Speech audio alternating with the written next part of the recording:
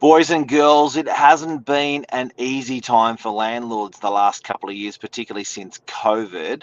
There's been lots of changes since COVID, even before for a landlord, and there could be some really good benefits for sticking it out. So stay tuned, and we're going to talk about slaying landlords, but the benefit of being in there in the long term. And I've just run out of my little thing and I've lost it.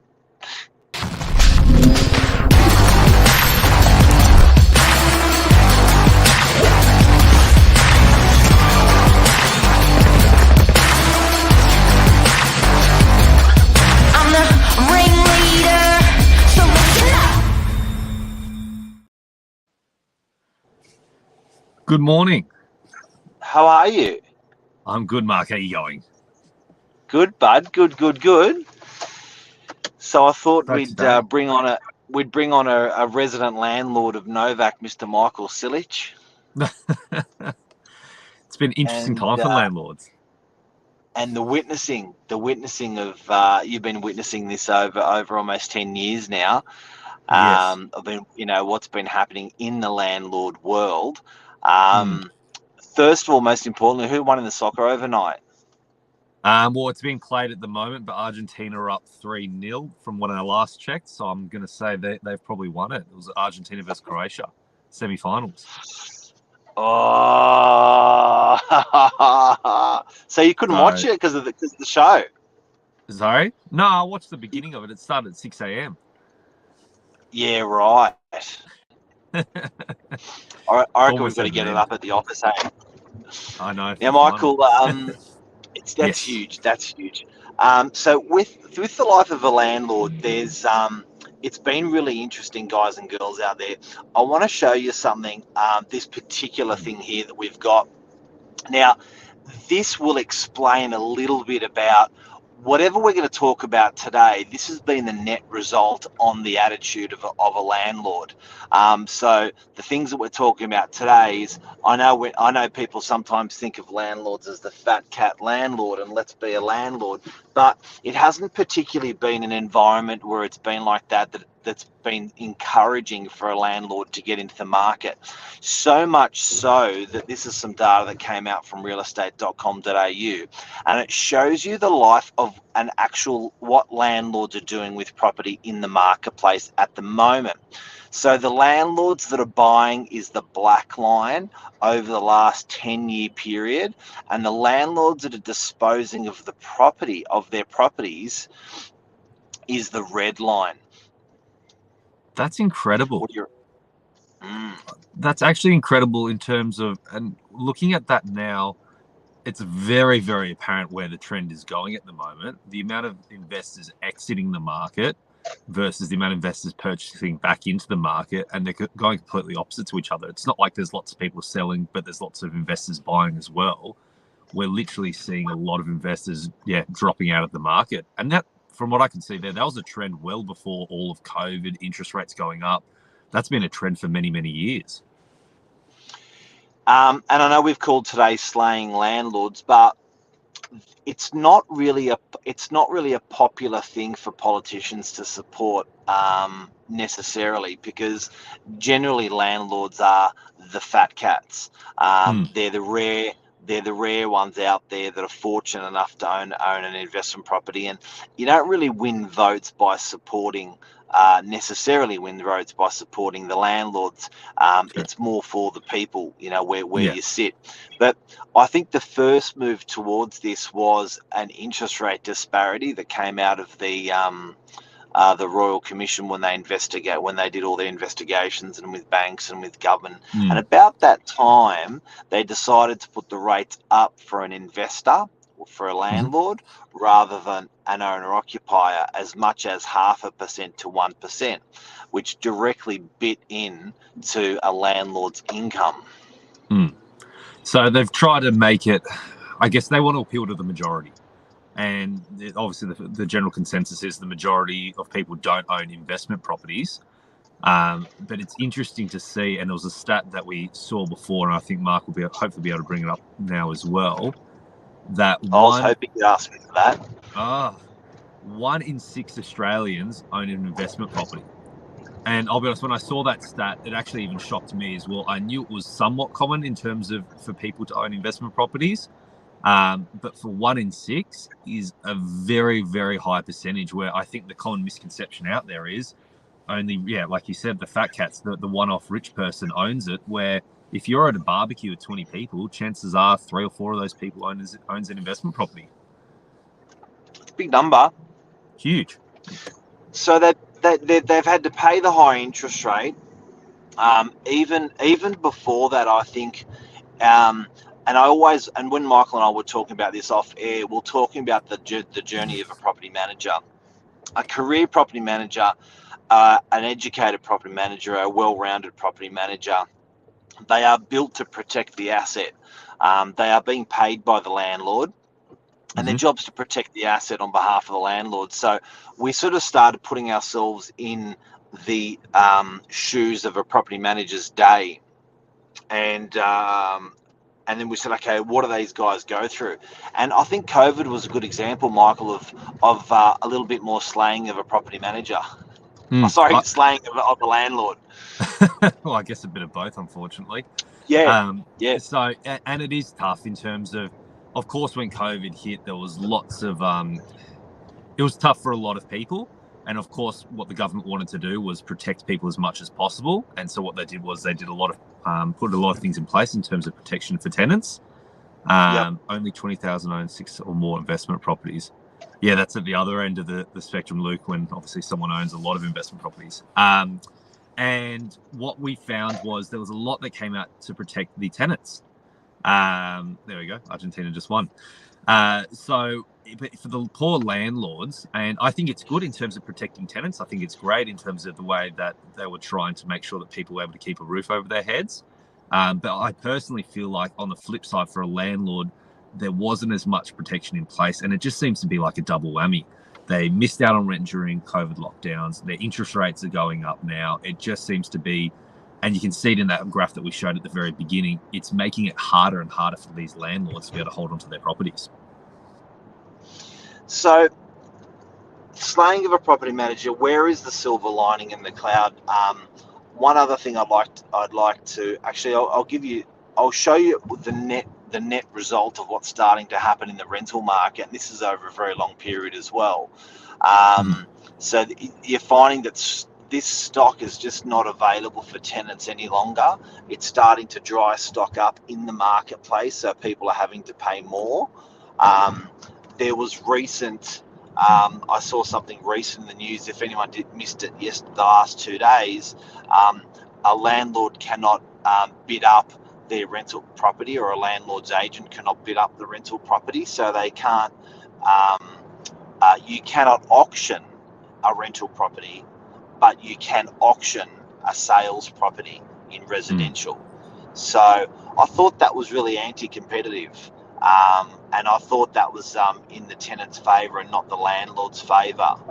I won't comment on that any further, but just an observation from the outside. What do you? And I think, and as I said before, I think it's a good thing when obviously these things are being put in place to protect tenants, because I think there should be that protection out there. But on the flip side, and this is, I think, the biggest misconception out there, people think that landlord and tenants are going against each other and they're not on the same side. And they're like, oh, what's good for the landlord is not going to be good for the tenant, and vice versa. They're actually all pulled together.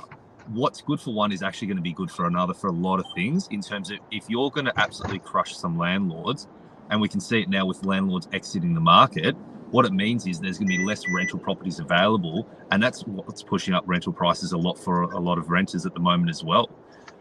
So what you'll find is if you're doing things that are going to benefit landlords as well, holistically, it actually improves tenants also, gives more options for tenants out there also. And I think everyone's sort of grouped in together with it.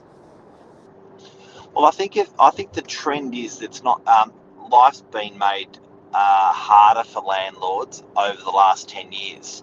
I want to also draw our attention to, Michael, we talked off air about where rents have been, and I think there's got to be a fair game on this.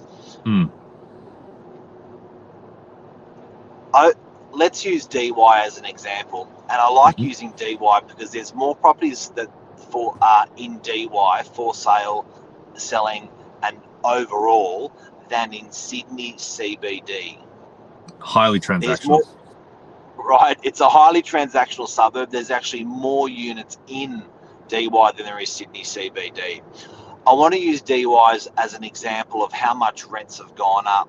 So while people get out their violin for landlords and say poor tenants or poor landlords or whatever you may in relation to rent, this is what rents have actually done. I want to show people what rents have actually done in a general suburb like DY in Sydney. I want to show you what the rents have done, and it's pretty incredible. It shocked me, Michael. You pegged it at you thought rents had gone up 60% over the past 10 years. I thought 60% over the past 10 years. So property prices for units haven't quite doubled in DY, have not quite doubled in DY over 10 years. But let's have a look what rents have done. You want to explain that? So that graph there is showing over the past 10 years, the median weekly asking rent for a property was, give or take, let's round it to $460 a week 10 years ago. And today it's about $580 a week.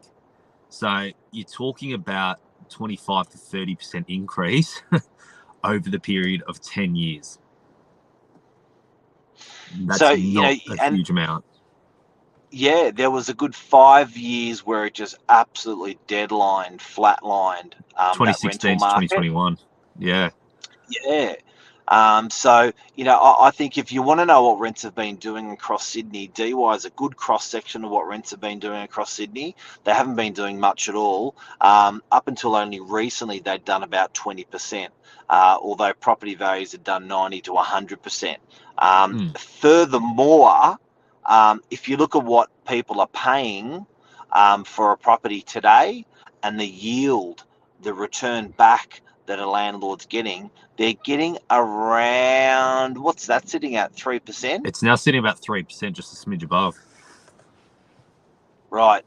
So if you're paying 5% interest rate and you're buying and you're getting a 3% return, then you're paying strata, water and council on top of that, not very attractive for a landlord. You're negatively geared about 3% at the moment, I'd say. Your outgoings are about 6%. Your yield's about 3%. So it's pretty interesting. What's Lisa got to say? Landlords cannot be government housing.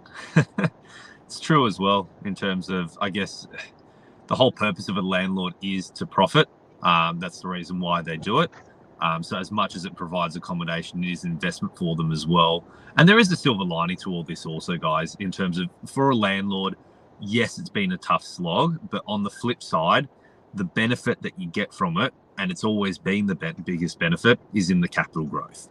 If you can stick it out through the tough times, through the tough cash flow, history shows you will make money in your capital growth, and that's where the big dollars are. So who's helping the landlord with interest rate hikes? So true. So with interest rate hikes, what we're finding is for a lot of or any homeowner, even if you're an owner occupier or an investor, a lot of people's repayments have pretty close to doubled, which is a substantial amount, 100%. Your repayments have increased as a round number. And then obviously, as we can see there, since interest rates have started going up, rents have maybe moved up 10% in the past year. So there's still a 90% gap in terms of that extra, and landlords have to cop that shortfall. So guys and girls, there it is today, the slaying of landlords. It's definitely been a road, a tough road for a landlord in the last 10 years, together with COVID, together with the disparity of interest rates. So a landlord is paying a different interest rate to an owner-occupier. That historically didn't happen for 30 years or ever. That's only a new thing that people have accustomed to. We hammer landlords more than we do owner-occupiers. Because they're riskier? No. Because they're supplying housing to people that need rental housing? It's not, I don't know, I don't get it. It's almost like a penalty rate that I'm seeing out there. What's Lisa got to say here? She's got a lot to say this morning.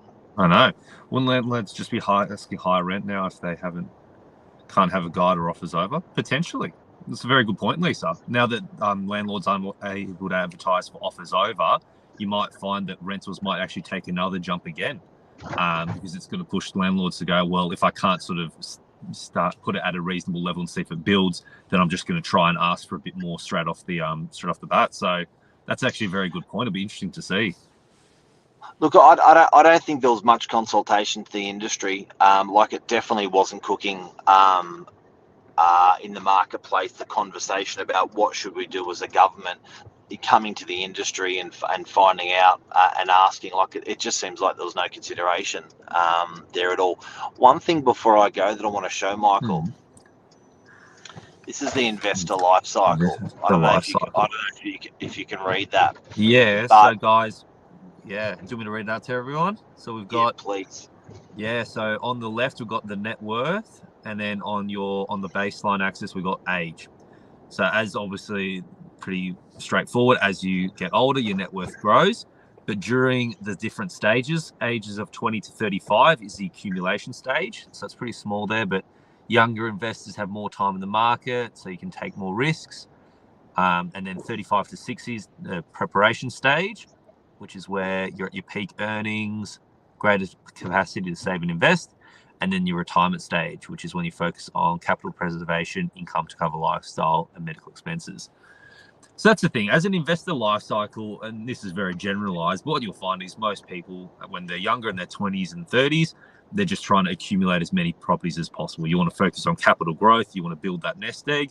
Then as you start to hit your middle age, you want to sort of consolidate a bit. And then obviously as you hit your retirement age, you want to basically focus mainly on yield. Capital growth probably isn't as important. And you want to preserve what assets you do have and obviously be able to take up as much income as possible.